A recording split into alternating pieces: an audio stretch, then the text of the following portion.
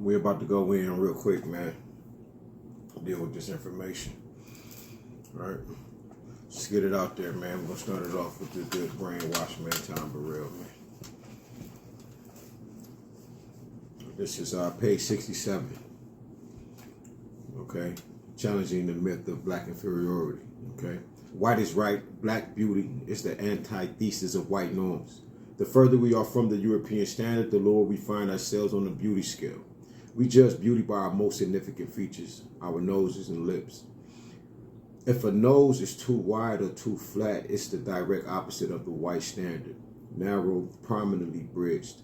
The bigger the lips and more our appearance becomes the antithesis of the accepted thinner European mouth. Get back black. We are better if we are lighter. We want our children to be pretty because we know beauty will grant them an easier life in a color-coded society. Most of us don't want to be reminded of our past, our ancestors, and where we come from. Many of us boast of having a little Indian, Irish, Italian, any additional blood in our lineage boost our value. We find ourselves using sliding racial scales.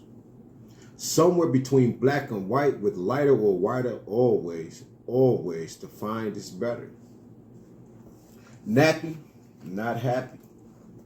There is no aspect of black physical appearance that has more psychodynamic value than our hair. Black hair carries extraordinary advertising weight and it is among the leading topics used for editorial content for black news, articles, books, and magazines. The amount of time and money spent at beauty salons speaks to our obsession with black physicality and beauty standards. Hair repair is the easiest of the inferiority dynamics to transform. A box of relaxer costs under $15, whereas plastic surgery can be prohibitively expensive. Fixing that nappy hair is to cover up or cure the scourge of blackness.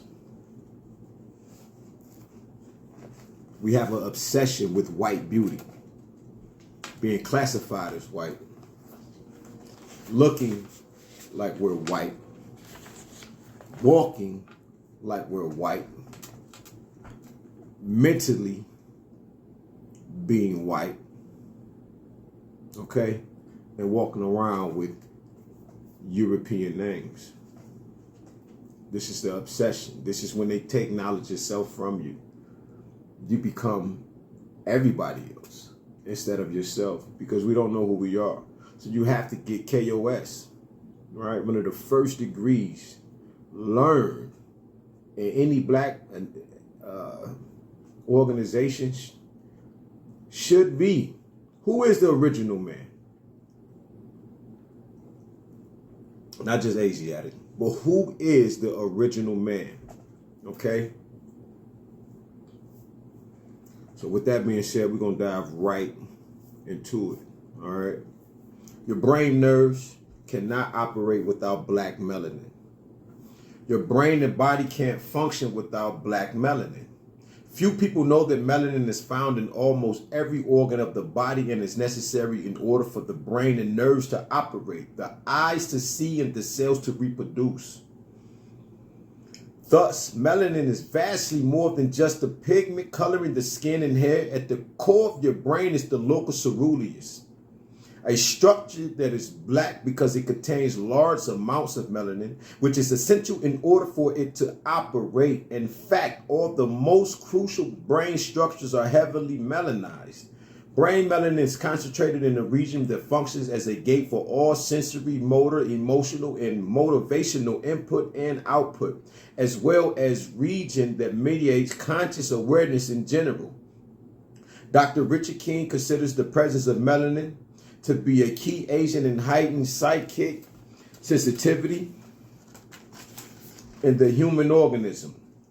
Dr. Frank Barr suggests that neuromelanin may join forces with the glial cells, formerly seen as the only glue of the nervous system, to form a subtly triggered matrix for mental organization that is the mind's eye. Melanin in the brain increases from the lower primates and reaches its peak in the black human. Okay? That's your reptilian, which would be the primal, to your neocortex, dealing with your subconscious. All humans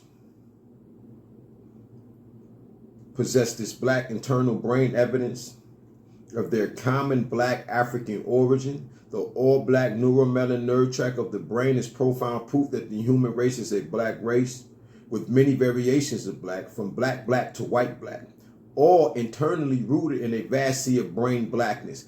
Humanity may differ in outer appearance with variations of color, but internally they are all black, all African at the core.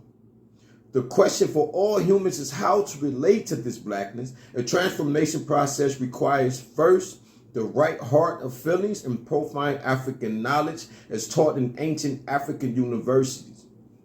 Today's racist is afraid, ignorant of his or her blackness, choosing to run from the ancestral black core. Today's reborn black masters will accept their blackness, become unified with the universe, and be inspired to creative genius at levels that surpass the pyramids. African Origins, a Biological Psychiatry by Dr. Richard King, which is just a small bit book, you know, a little smaller than this and thinner than that. Phenomenal read, okay? So, before we go further, let's go backwards a little bit. And why do Caucasians seek to hide their origins? Dr. Welsing states, historically, the white race has sought to hide its genetic origins in Africa amongst blacks, just as it has sought to deny the origins of the white civilization from the culture of blacks in Africa. Seeking instead to proclaim an origin amongst the Greeks, historically, whites also have sought to degrade Africa in everything black. By so doing, whites can avoid confronting the true meaning of skin whiteness as a mutation and genetic deficiency state from the black norm. The hue-man norm, deep within the unconscious psyche of the white collective, is an awareness of their origin amongst blacks. The blacks were their parents, and that they, whites, were the defective offspring of blacks. Defective points to illness, the illness of albinism. Ill means not healthy, sick, not normal, having evil intentions. Albinism is unnatural, not normal. Albinism or albinism is the physical manifestation of deep spiritual dis-ease, a disconnection from and war against nature. The effects include an ongoing massive destructions of earth vegetation and its people and everything on the planet. Okay? Thus, this disease is threatening all life in the whole planet. Is there hope for humanity? So naturally, they are destroying everything. And then through mental colonialism, as Malcolm X names it, you are destroying the earth, your mother or your father, because in ancient Kemet or Nubia Tasseti, the earth was Ged, you know, and vice versa, as above, so below, as within, so without. So today we call it Mother Earth. In the nation of gods and earth, they refer to the earth as being a black woman, a superorganism, or the sister of a black woman. And we are God. We are the son, Ra, who gave birth to Ma'at. Let's go a little further, okay?